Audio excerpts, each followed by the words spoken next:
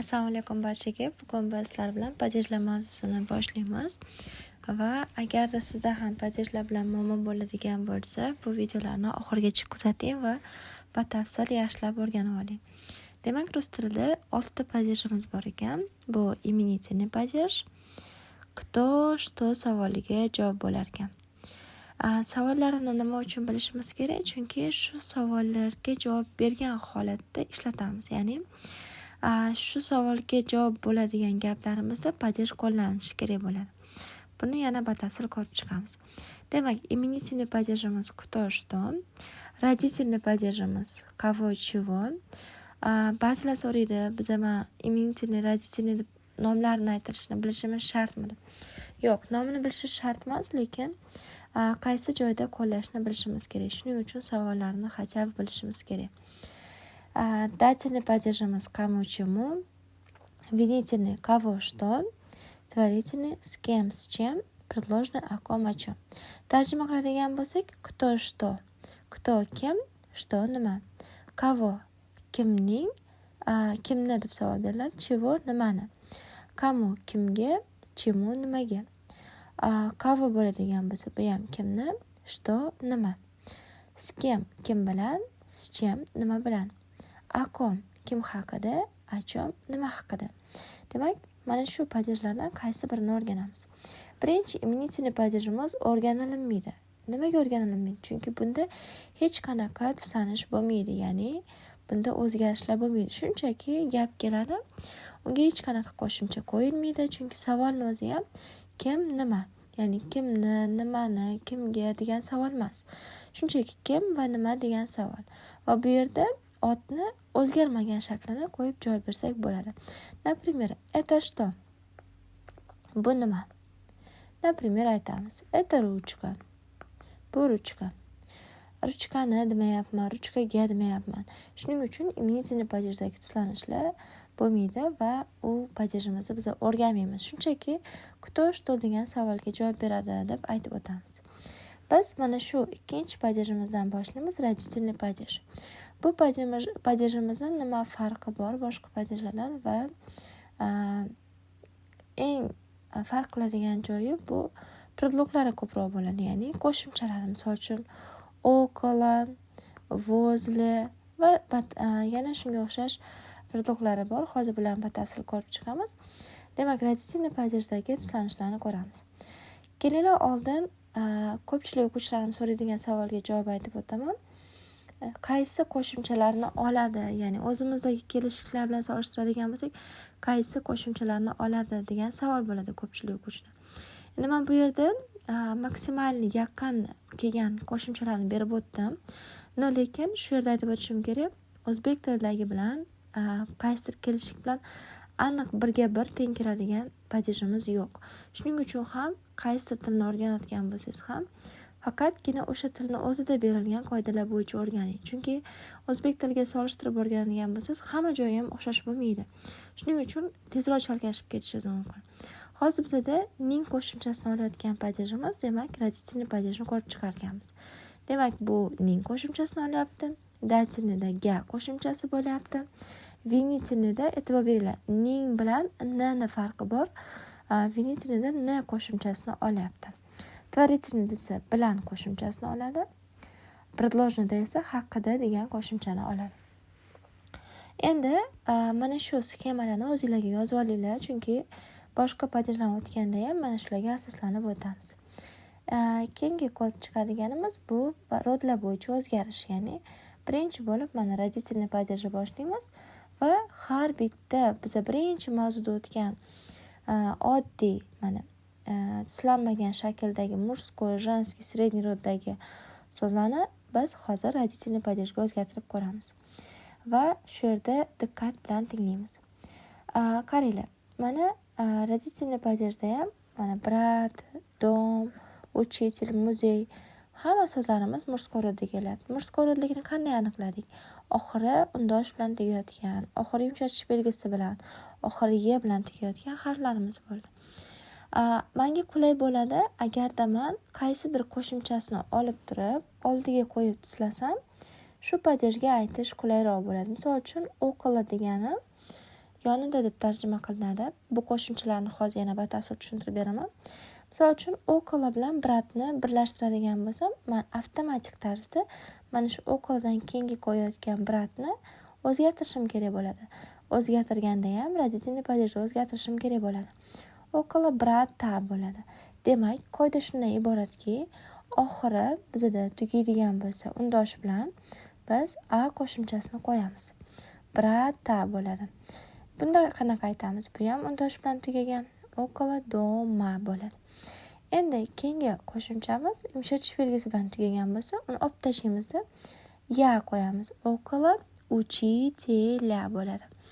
Muzey bo'ladigan bo'lsa ham yini olib tashlab, o'rniga ya qo'yamiz. Muzeya bo'lib keladi. Demak, undosh bilan tugaganlarda biz a qo'shimchasini qo'shib aytamiz. Agarda yumshatish belgisi yoki ye bilan tugaydigan bo'lsa, o'rniga ya qo'yish orqali tuzlarkanmiz. Hozir boshqa bir misollarni ham ko'rib chiqamiz. Keyingisi женский roda. Mana работа so'zi bor ekan. Работа a bilan tugayapti. Sestra degani ham a bilan tugayapti.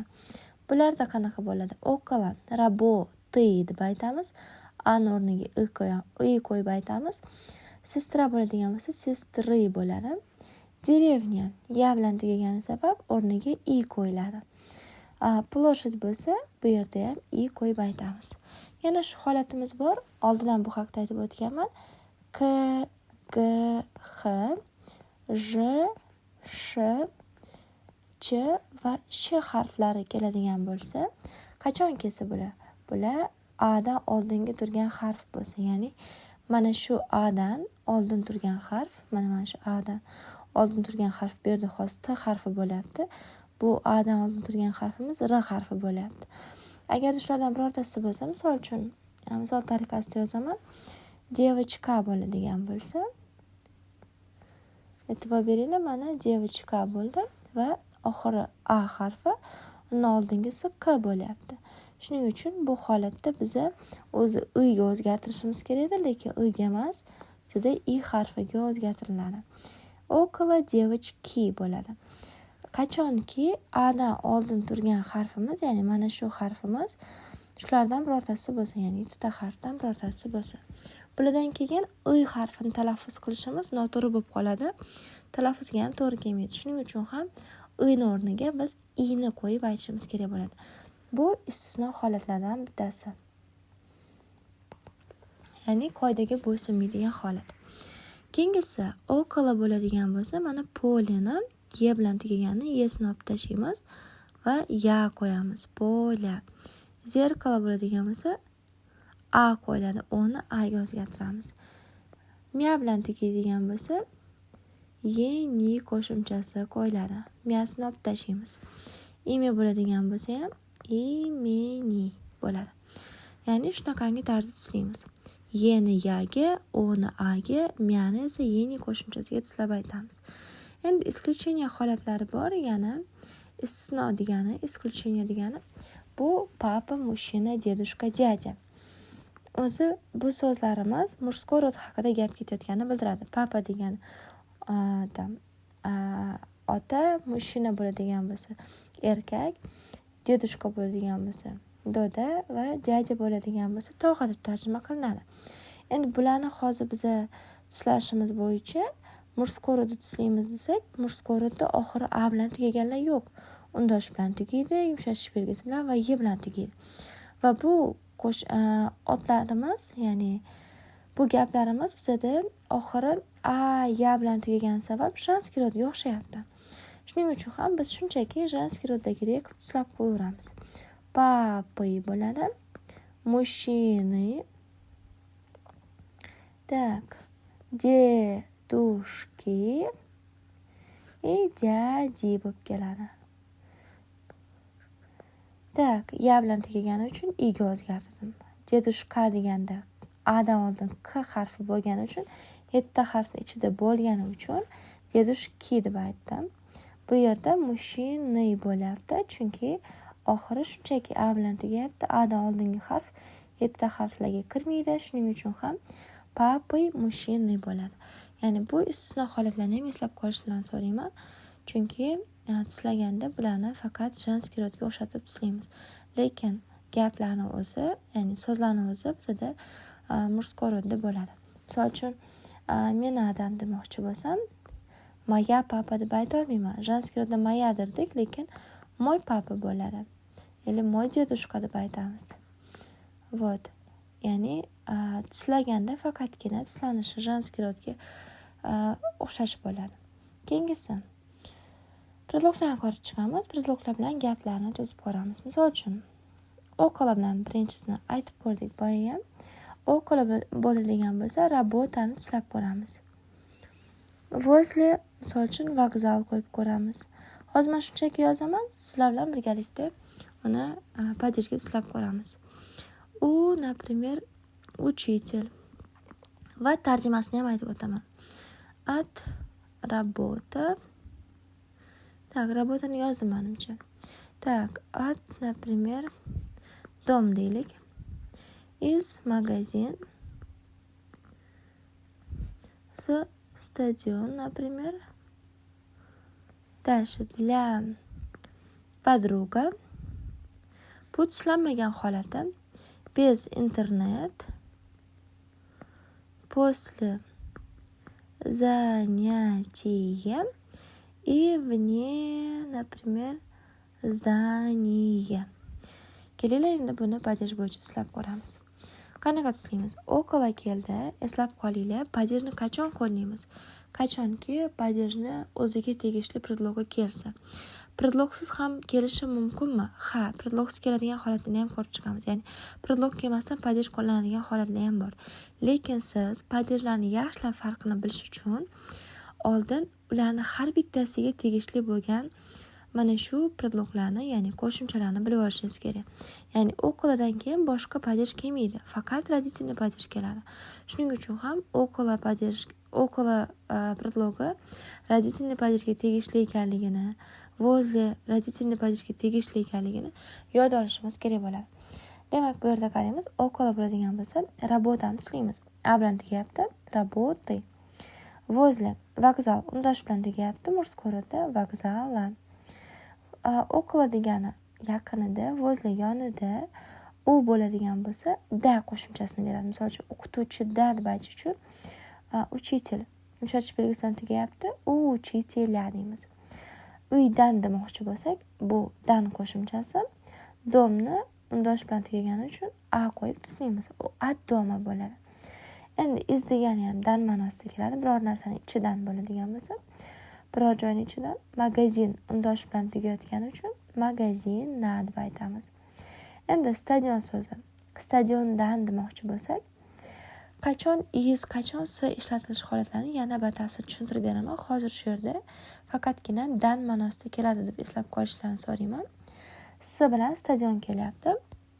Bizda so deymizda, stadion na bo'ladi, chunki undosh bilan tugayapti. Nimaga so qo'yilishini tvarительный padejda tushuntirib beraman. Для bo'ladigan bo'lsa, uchun ma'nosida keladi. Для подруга a bilan tugayapti. Shu yerda savol, i'ga o'zgartiramizmi yoki i'ga o'zgartiramizmi? Tak, g harfi turibdi, e'tibor beramiz. G harfi 7 ta harfning ichida bor. Shuning uchun i'ga o'zgartiramiz. Подруги bo'ladi. Bez bu biror narsa siz deganda, ya'ni internet siz deb aytish uchun bez internet undosh bilan tugayapti, a qo'yamiz, bez internet deb bo'ladi. После bu dan keyin deb tarjima qilinadi. Занятие degani mashg'ulot, средний rodda kelyapti. Ye bilan tugagani uchun yaga o'zgartiramiz. После занятия bo'ladi, mashg'ulotdan keyin. Vне degani dan tashqarida. Misol uchun, binoni ichidan tashqarida deydigan bo'lsak, yoki binodan tashqarida. Aytaylik, binodan tashqarida internet ishlamaydi. Vне zdaniyeni yana o'zgartiramiz, yaga. Vне zdaniya bo'ladi. Ya'ni shunaqangi tartibda o'zgarishlar bo'ladi. Agarda siz mana shu oldidan keladigan predloglarni yaxshi o'zlashtirib oladigan bo'lsangiz va qaysi harf qaysisiga o'zgarishini точно biladigan bo'lsangiz, padejlarda gapirishda qiyinchilik bo'lmaydi. Shuning uchun ham eng birinchi yodlashingiz kerak bo'lgan narsa mana shu rodlar bo'yicha o'zgarishi, murskoy, женский, средний rod bo'yicha va ulardan keyin keladigan shunaqangi predloglarni yod olishingiz kerak bo'ladi. O'ylaymanki, bugungi darsimiz sizga tushunarli bo'ldi. keyingi padejlarni ham o'tkazib yubormaslik uchun kanalga obuna bo'lib qo'ying. Keyingi darslarimizgacha ko'rishguncha xayr.